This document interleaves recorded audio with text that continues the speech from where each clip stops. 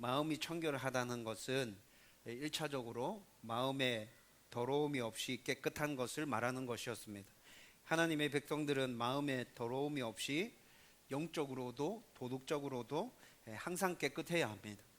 그리고 마음이 청결하다는 것은 또 구약적인 의미에서는 순수한 마음으로 하나님만 바라보고 나아가는 것을 나타내었습니다.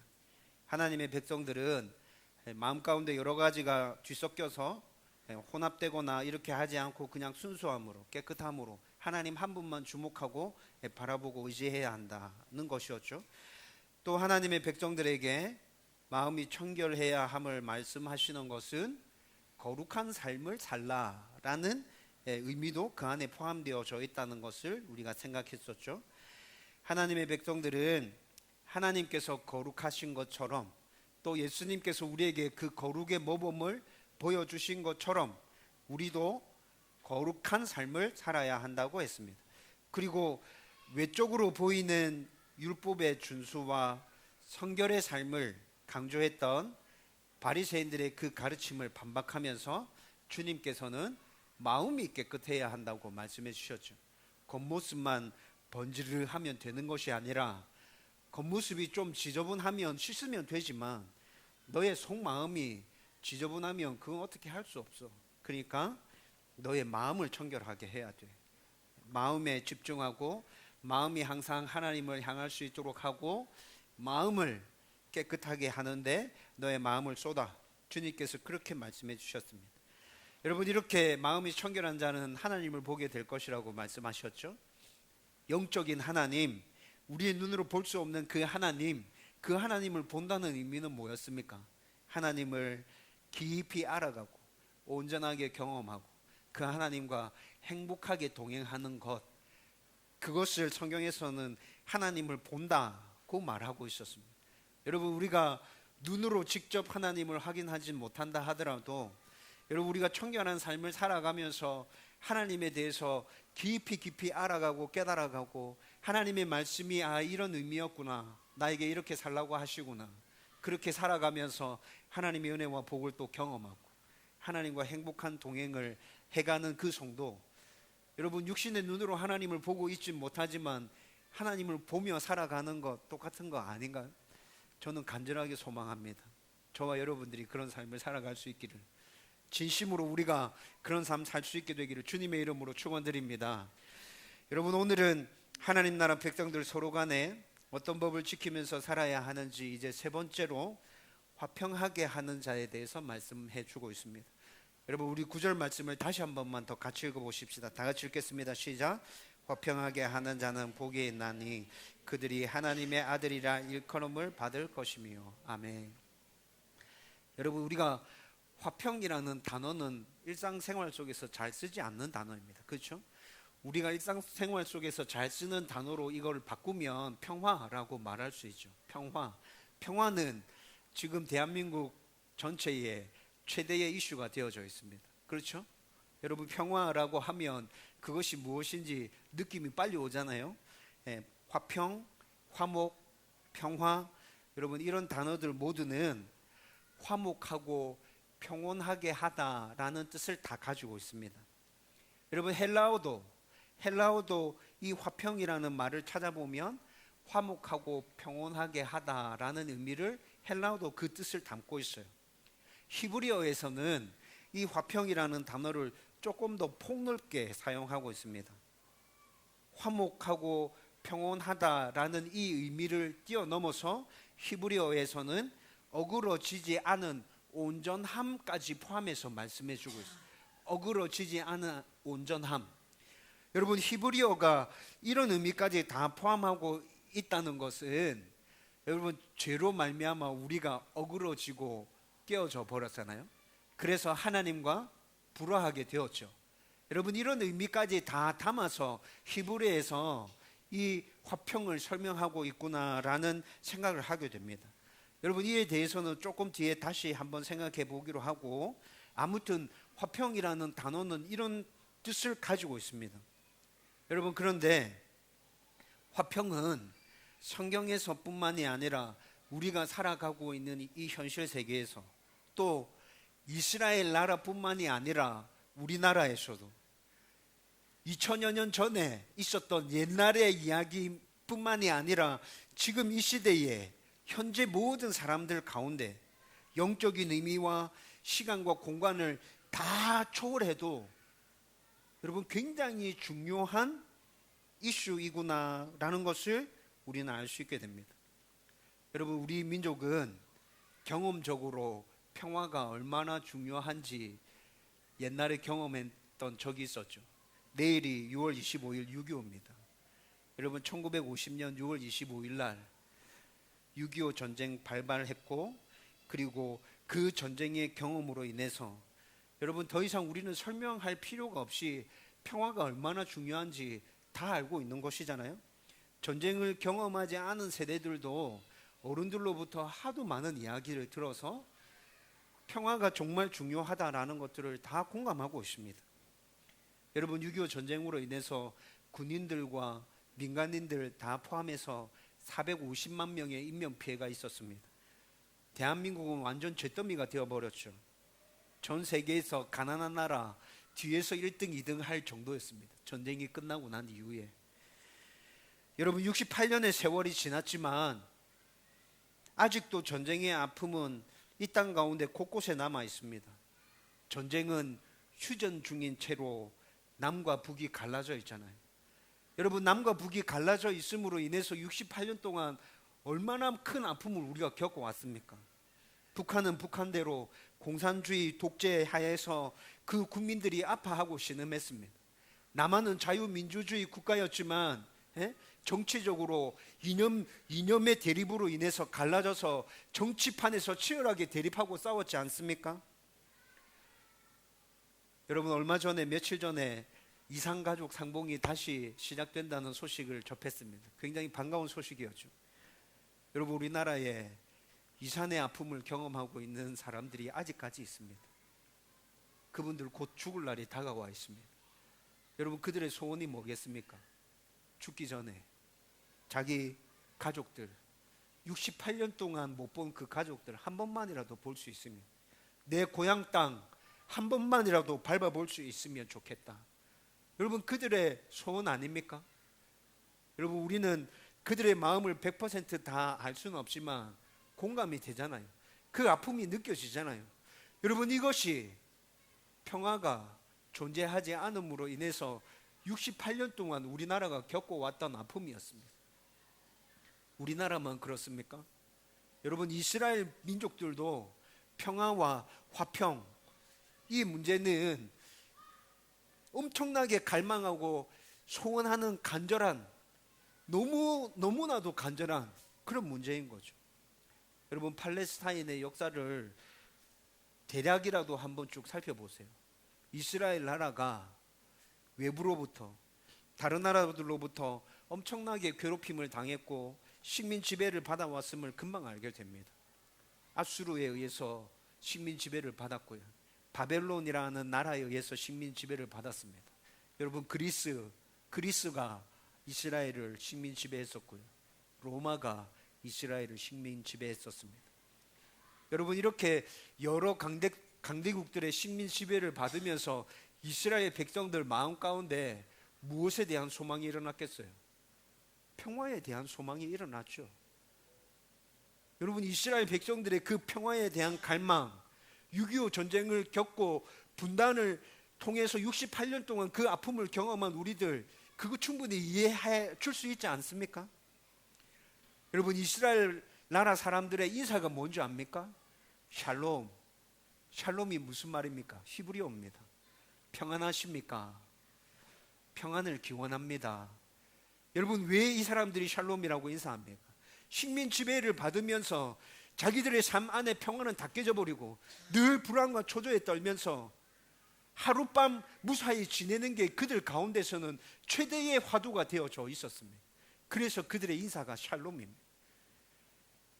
여러분, 우리나라가 옛날에 보릿고개를 지나면서 진지 잡수셨습니까? 식사하셨습니까? 이것이 인사가 되었죠. 옛날에 그렇게 인사했던 이유는 뭡니까? 밥 굽는 사람이 너무 많아서 그렇게 인사했죠. 여러분, 이것과 똑같은 거예요. 이스라엘 나라 사람들이 샬롬, 평안하십니까? 라고 인사하는 것은 보릿고개 때 먹지 못해서 식사하셨습니까? 이게 인사였던 우리나라 상황과 똑같은 상황에 있는 것이죠. 여러분, 이런 면들을 쭉 살펴보면 이스라엘 나라 사람들이 얼마나 평화를 갈망하고 있는지 우리는 금방 알게 됩니다. 그런데 주님께서 오늘 그 이스라엘 백성들을 향해서 말씀하십니다. 화평하게 하는 자가 되라. 너희들 평화를 갈망하고 있지. 너희 안에 샬롬이 임했으면 좋겠지. 너 그거 평생의 소원이잖아. 그 평화, 그 화평을 너희들이 누리기 위해서는 너희들이 먼저 화평하게 하는 자가 되어야 된다.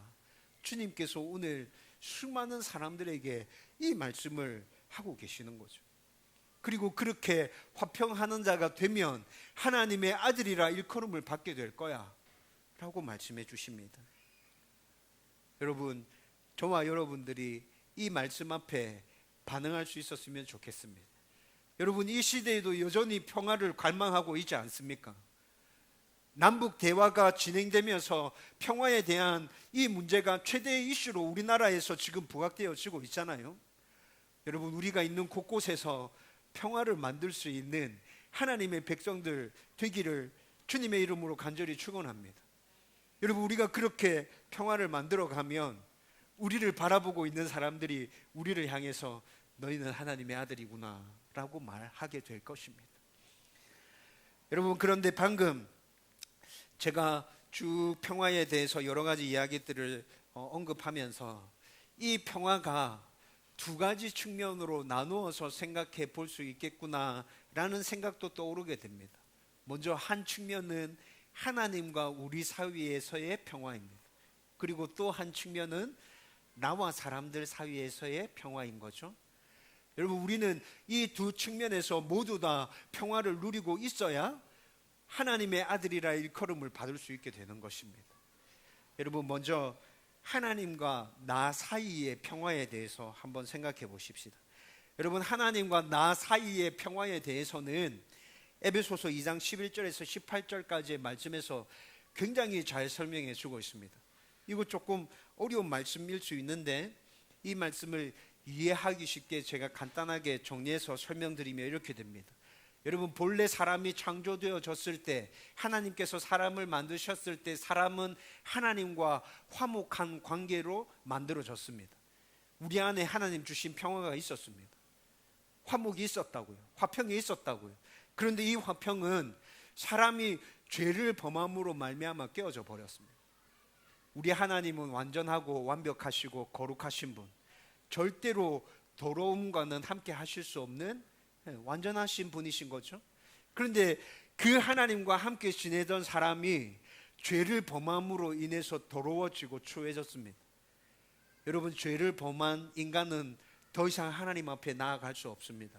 왜? 제가 방금 말씀드렸잖아요. 하나님은 완전하시다고요. 완벽하시다고요. 거룩하시다고요. 깨끗하다고요. 그런데 그 하나님 앞에 죄를 범한 더러운 인간이 나아가게 되면 인간은 전부 다 멸망당할 수밖에 없는 상황인 거죠. 그래서 하나님께서 인간을 거부하셨습니다. 너 나에게 나오면 안 돼. 너 나에게 나오면 너 죽어. 너 멸망당해. 너 더럽잖아. 여러분, 이것뿐만이 아니라 하나님은 인간이 지은 죄에 대해서 벌하셔야 되는 심판자이십니다. 여러분, 심판자와 죄인이 화목할 수 있습니까? 화목할 수 없죠. 하나님은 공의로우신 분입니다. 우리가 지은 죄에 대해서 정확하게 벌하셔야 합니다. 그래야만 이 세상이 공의 가운데 제대로 설 수 있기에 하나님은 그렇게 우리를 심판할 수밖에 없었어요. 본래 있었던 하나님과 인간 사이의 그 평화가 죄 때문에 이렇게 다 깨어져 버린 거예요.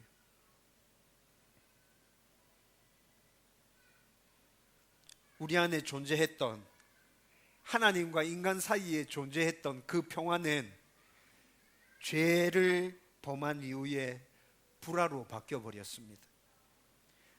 여러분, 하나님께서 그런데 이 상황을 오래 내버려 두지 않았습니다.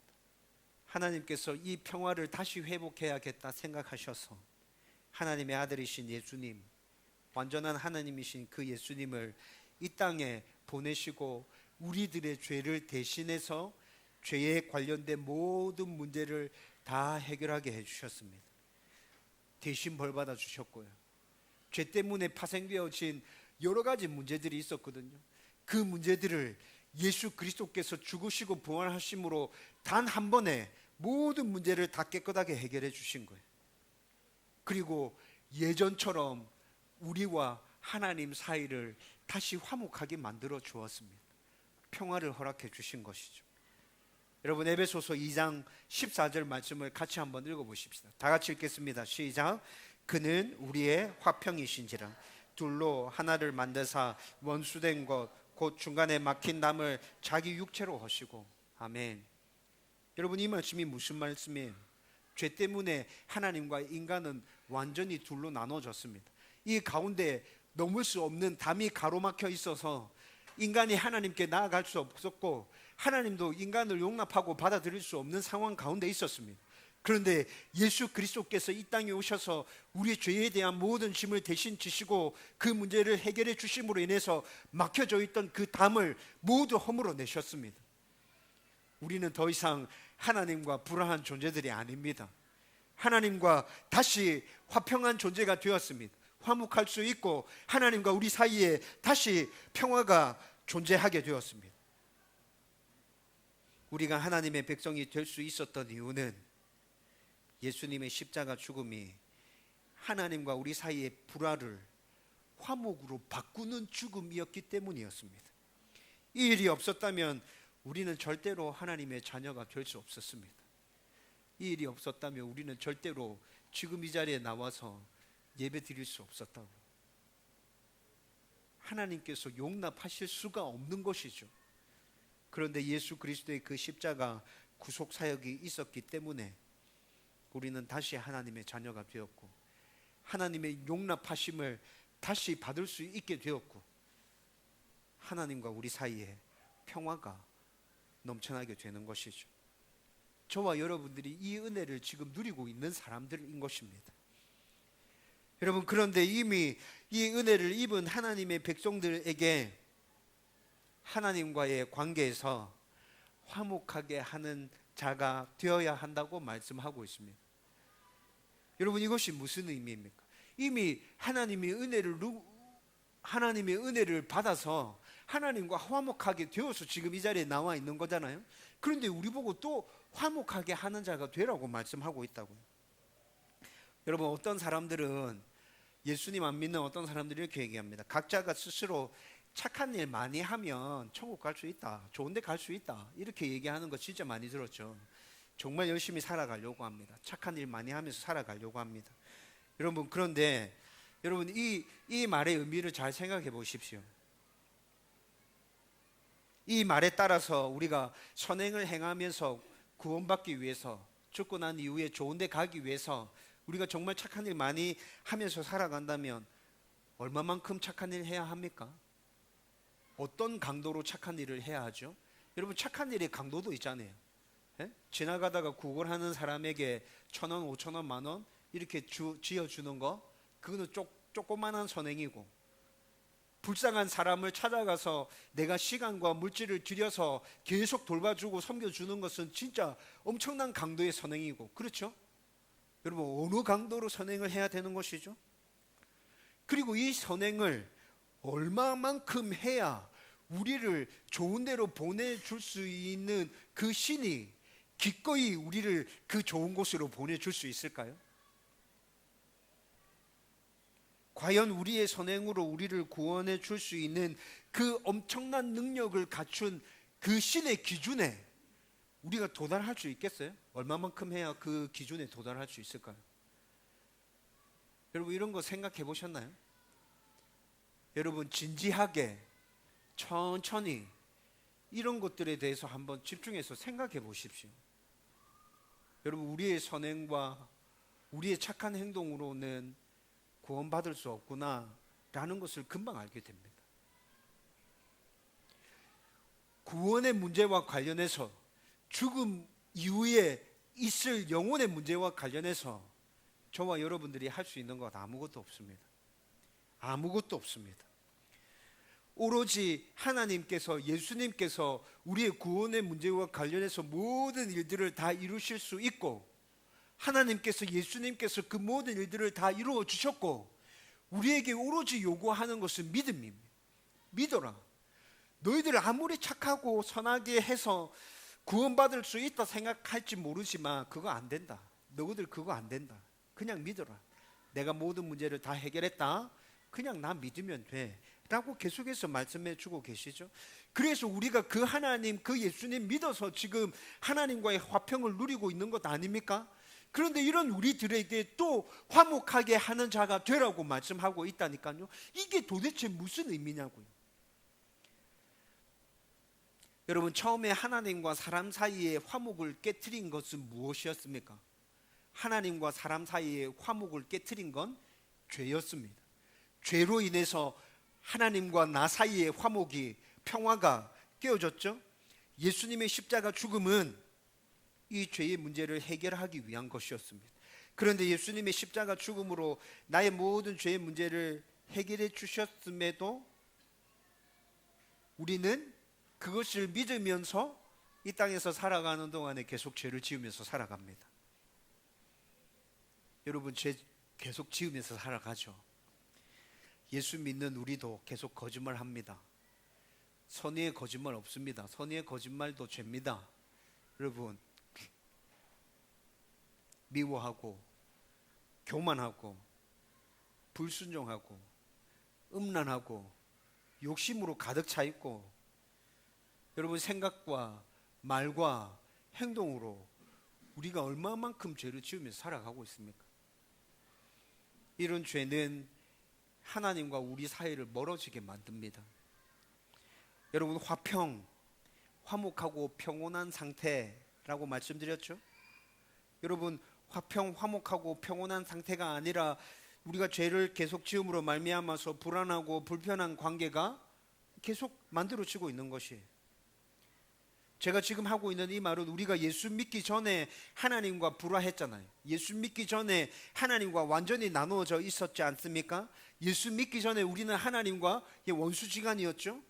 예수 믿기 전에 우리는 하나님의 진노 아래에 있었습니다. 지금 제가 이런 상황을 말씀드리고 있는 것이 아닙니다. 예수님이 십자가를 통해서 하나님과 사람 사이에 이루신 평화는 절대로 깨어지지 않는 것입니다. 그 누구도 깨트릴 수 없습니다. 예수님의 십자가 죽음과 부활은 이 화평과 이 평화를 깨트리는 모든 죄의 문제를 다 덮어버리는 엄청난 희생이었습니다. 이 때문에 예수님을 믿는 우리는 죄를 지으면서 살아가지만 하나님과의 그 관계가 다시 깨어지지는 않습니다. 하지만 하나님과의 우리의 관계가 어색하고 불편해진다고요. 이런 관계가 지속되어지면 너무 힘들잖아요. 여러분, 어색하고 불편한 관계 아십니까? 그런데 계속 함께 해야 되는 그 상황 아십니까? 여러분, 그것은 완전 고통인 거죠.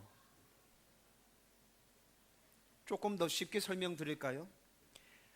여러분, 우리 자녀들이 부모에게, 아빠 엄마에게 잘못했을 때 눈치 보면서 안절부절하지 못하는 모습들 우리는 보지 않아요? 봤죠? 그렇죠?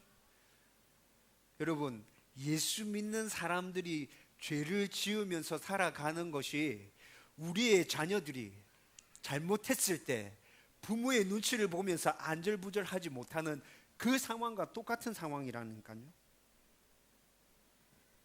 그래서 예수님께서 하나님과의 그 관계에서 너희들은 화목하게 하는 자가 되어야 해 라고 말씀하시는데, 이 의미가 뭐냐? 매일 너희들의 삶들을 돌아보며 너희들의 죄를 회개해. 그 죄의 문제 때문에 하나님께서 더 이상 너희들을 내치지는 않을 거야. 그런데 있잖아, 그 죄가 있으면 너희가 하나님과의 관계에서 불편해지잖아. 어려워지잖아. 계속 눈치 보게 되잖아. 하나님께 선뜻 나오지 못하게 되잖아. 그거 아니야. 그렇게 하면 안 돼, 얘들아. 하나님과 너희들과의 그 사이에서 죄의 문제를 날마다 해결하며 화목하게 하는 자가 되어야 된다 라고 말씀해 주시는 것이죠. 여러분, 우리는 이런 삶을 살아가기 위해서 날마다 말씀 앞에 나를 세워야 합니다. 여러분, 분명히 우리는 날마다 죄를 지으면서 살아가고 있습니다. 아니라고 거부하지 마십시오. 여러분, 우리는 분명히 날마다 죄를 지으면서 살아가고 있습니다. 여러분, 그래서 매일 나 자신을 말씀 앞에 세우면서 나의 모습을 살펴야 합니다. 하나님 앞에 불순종한 것이 무엇인지, 내가 어떤 모습으로 사람들을 싫어하고 미워하고 거짓말하고 욕심으로 가득 차 있었던지, 교만했던지, 여러분, 나의 모습을 계속 살펴야 된다. 죄가 발견되어지면 우리는 그때 즉시로 계속해서 회개하며 나가야 합니다. 나의 죄를 용서해 주십시오. 하나님, 나에게 은혜를 주십시오.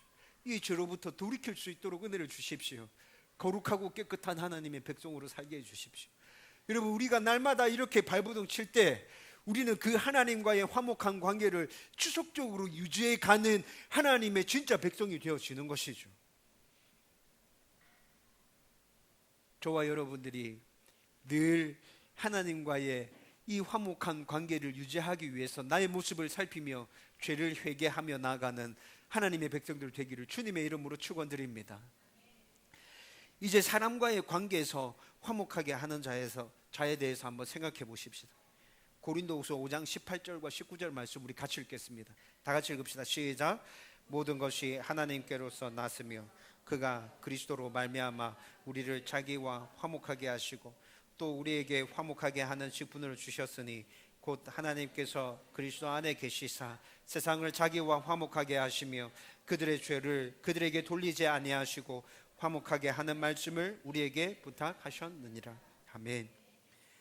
여러분, 이 말씀은 앞에서 설명한 것처럼 예수님께서 십자가로 하나님과 우리 사이를 화목하게 하셨는데 거기서 모든 상황이 끝나는 것이 아니라 한 걸음 더 나아가서 우리에게 무엇인가를 부탁하고 있습니다. 그 부탁이 무엇입니까? 화목하게 하는 자가 되라. 화목하게 하는 자가 되라. 사람들 사이에서 너는 평화를 만드는 자가 되어야 돼. 사람들 사이에서 평화를 심는 자가 되어야 돼 라고 지금 말씀해 주고 계시는 것이죠. 여러분, 이 세상은 여전히 불화로 가득 차 있습니다.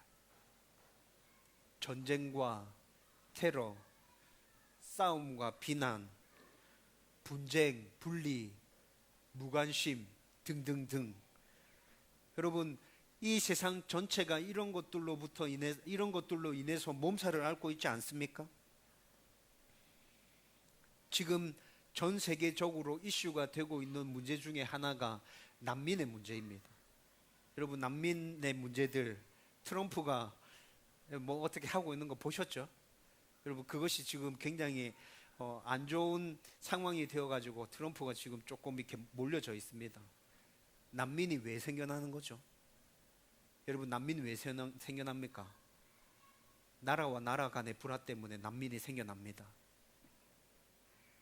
우리 사회에서 싸움과 다툼과 비난과 무관심 등이 왜 생겨납니까?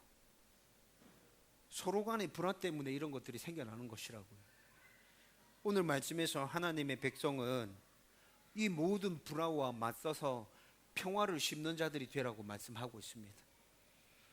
우리가 하나님의 백성이라면, 여러분, 우리는 우리 가정에서, 직장에서, 교회에서 내가 만나는 모든 사람들과의 그 관계에서 불화가 아니라 평화를 심는 자들이 되어야 합니다. 여러분, 그런데 이게 쉽습니까? 모든 사람들과의 그 관계에서 평화를 심고 싶죠. 안 심고 싶은 사람이 어디 있습니까? 근데 이게 쉽지 않아요. 가정에서 자녀들에게 평화를 늘 흘려보내주는 부모이고 싶죠. 그런데 이게 쉽지 않아요. 여러분, 이것이 어떻게 해야 가능하게 될까요? 하나님의 사랑과 은혜가 우리 가운데서 늘 넘쳐 흘러야 합니다. 하나님의 은혜와 사랑이 우리 안에서 늘 넘쳐서 흘러야 합니다. 내 안에 있는 그 사랑과 그 은혜를 퍼주면 안 됩니다. 퍼주다 보면 언젠가는 메마르게 될 것입니다. 다시 불화가 생기게 되겠죠. 넘쳐서 흘러야 합니다. 예수님 안에 있었던 그 온유함이 우리 안에 있어야 합니다. 사람을 배려해 줄 수 있는 그 마음이 있어야 합니다. 이해할 수 있는 마음이 있어야 하고요. 섬기는 마음, 긍휼의 마음, 자비의 마음이 우리 가운데 있어야 우리는 모든 상황과 모든 때에 평화를 심을 수 있는 사람이 됩니다. 여러분, 그런데 제가 방금 말씀드린 이것들은 모두 무엇입니까? 예수님의 성품입니다. 예수님의 성품입니다. 우리가 어떻게 해야 평화를 심는 사람이 된다고요? 예수님 닮아야 한다고요. 예수님 닮아야 평화를 심는 사람이 될 수 있습니다.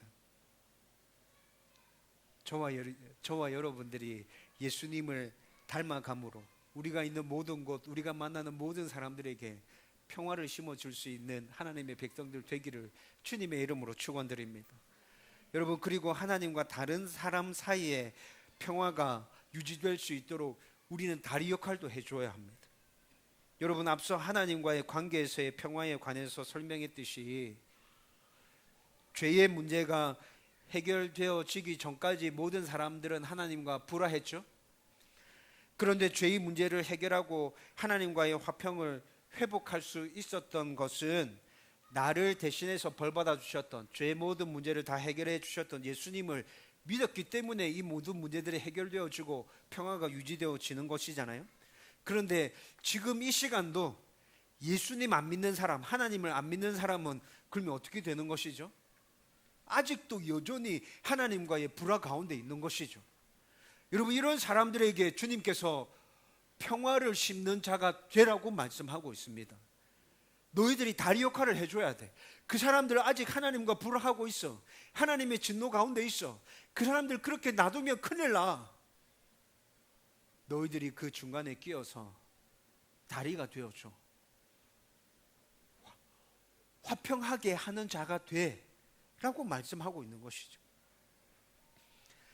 여러분, 이 말은 하나님을 믿지 않는 사람, 예수님이 나의 죄를 대신해서 벌을 받아주셨고 나의 구원자가 되신다라는 이 사실을 모르는 사람들에게 찾아가서 하나님을 말해주고 예수님을 말해주라는 것입니다. 이것을 복음을 전함, 전도, 여러분, 이런 측면에서 또 생각하고 접근하기 시작하면 우리는 굉장히 어렵고 또 거부감이 생겨나게 됩니다. 그렇지만 여러분이 경험했던 그 하나님 생각해 보십시오. 여러분들이 알고 믿고 있는 그 하나님 예수님 생각해 보십시오. 내가 누렸던 은혜, 내가 경험한 하나님의 사랑, 예수님의 십자가 사건이 나를 위한 사건이라는 것을 깨닫고 감격하고 감사했고 그 십자가를 붙들기 위해서 날마다 치열하게 몸부림쳤던 나의 모습들, 내가 예수님을 믿고 난 후 내 안에 계신 성령님, 그 성령님의 보정하심, 그 성령님의 동행, 나를 붙들어 주심, 힘들고 어려운 상황 가운데서 이겨내고 견뎌낼 수 있도록 나에게 은혜 주셨던 그 성령 하나님, 여러분 경험해 본 거 있지 않습니까? 여러분 알고 있는 거 있지 않아요? 여러분 믿고 있는 거 있잖아요. 여러분 이런 거 다 생각해 보면 예수님 자랑하고 싶은 마음 생기지 않습니까? 예수님 진짜 좋은 분이다. 예수님 믿어야 된다. 예수님 믿어야 된다. 여러분 간단하게라도 이렇게 말하고 싶은 마음 생기지 않아요? 여러분 우리가 정말 하나님의 은혜를 경험했다면, 누렸다면 여러분 이렇게 말하는 것은 정말 당연한 것이죠. 여러분 이렇게 예수님을 자랑하라는 것입니다. 여러분 이렇게 예수님을 자랑하는 것이 다른 사람과 하나님 사이에서 평화의 역할을 해주는 그런 모습이 되는 것이죠. 저와 여러분들이 이렇게 다른 사람과 하나님 사이에 평화를 심어주는 다리 역할을 하는 그런 하나님 백성이 되기를 주님의 이름으로 축원드립니다. 여러분, 이렇게 화평하게 하는 자에게 하나님의 아들이라 일컬음을 받는 복이 임하게 된다고 말씀합니다. 여러분, 지금까지 말씀을 잘 들었다면 이건 너무나도 당연한 복이구나 라는 것들을 여러분들은 금방 이해하게 될 것입니다. 여러분, 예수님께서 먼저 하나님과 우리 사이에 평화를 만들어 주셨죠. 예수님께서 그 일을 하셨습니다.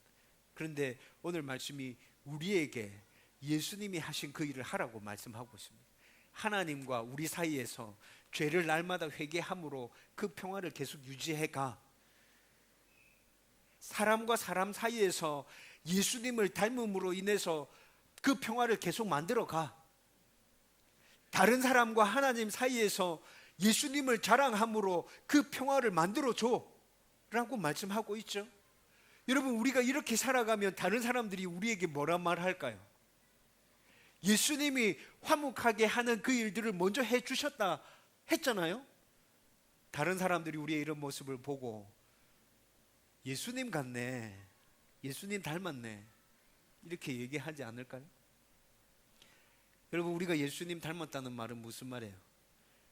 하나님의 아들, 하나님의 자녀, 그 모습이 우리 가운데서 계속 나타나고 있다는 거 아닙니까?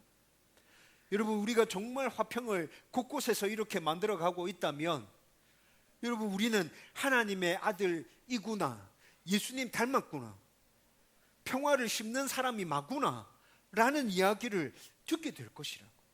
여러분, 이 이야기를 듣는 것이 우리가 이 땅에서 살아갈 때 엄청난 축복이 된다고. 저와 여러분들이 이런 은혜와 복을 누리며 살아갈 수 있게 되기를 주님의 이름으로 축원드립니다. 이제 말씀을 정리하려고 합니다. 여러분, 요즘 남북 정상회담, 북미 정상회담 등을 통해서 휴전 중인 우리나라에 평화의 분위기가 퍼져가고 있습니다. 저는 정치적인 계산을 다 빼버리고 그냥 순수하게 하루라도 빨리 우리나라가 평화롭게 통일될 수 있으면 좋겠다 소원하며 기도합니다. 저뿐만이 아니라 많은 국민이 바라고 소원하는 일일 것입니다. 그리고 평화는 분단된 국가에서 살아가고 있는 대한민국 백성들뿐만이 아니라 전 세계 사람들의 공통적인 관심사구나 라는 것도 알게 되어지죠. 사소하게는 내 내면의 평화부터. 여러분, 우리 안에 정말 치열하게 여러 가지 생각들과 여러 가지 근심과 걱정으로 인해서 평화가 우리 안에 존재하지 않을 때가 얼마나 많습니까?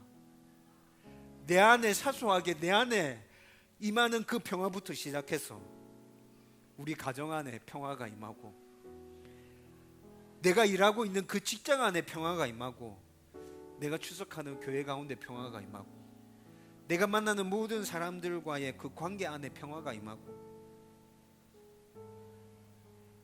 이렇게 모든 세계가 평화로울 수 있으면 좋겠다. 여러분, 이것이 저와 여러분들의 공통적인 바람일 것입니다. 여러분, 그런데 이 모든 평화 중에서 제일 중요한 평화는 뭘까요? 하나님과의 평화.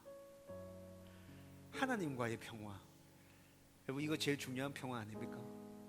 여러분, 그래서 날마다 나의 모습을 말씀 앞에서 살펴야 한다고요. 회개해야 한다고요. 하나님 앞에 그렇게 우리는 날마다 나아가야 된다고요. 하나님의 자녀가 된 후에도 늘 죄를 회개하면서 거룩을 유지하기 위해서 저와 여러분들은 그렇게 몸부림치며 나가야 합니다. 그리고 하나님을 알지 못하고 믿지 않는 사람들에게 하나님과 예수님을 자랑함으로 알려주어야 합니다. 그래서 그들 가운데도 하나님과 그들 사이에 평화롭게 지낼 수 있도록 우리가 그 역할을 해줘야 되는 것이죠.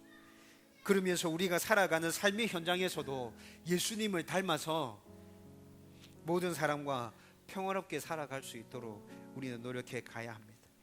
우리가 이렇게 살아간다면 우리 가운데 나타난 예수님의 모습 때문에 우리가 하나님의 자녀임을, 하나님의 아들임을, 딸임을 모든 사람들이 다 알게 되어줄 것입니다.